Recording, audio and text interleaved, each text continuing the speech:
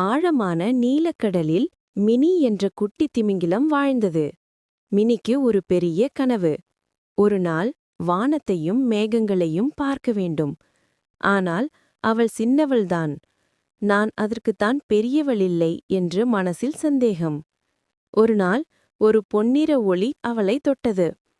ஒரு மந்திரமான ஜெலிபிஷ் முன்னால் வந்து சொன்னது, மினி, தைரியம் இருந்தா எந்த கனவும் பெரியதல்ல.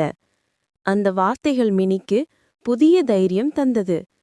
அவள் தாயுடன் மேலே மேலே நீந்தத் தொடங்கினாள். திடீரென்று ஒரு பெரிய அலை வந்தது. மினி பயந்தாள். அம்மா மெதுவாக சொன்னாள், முன்னாடி செல் மினி, உன்னால் முடியும். மினி மீண்டும் முயன்றாள். நீர் மேலே ஒளி பிரகாசித்தது. அவள் தனது முழு துணிவுடன் மேலே பாய்ந்தாள்.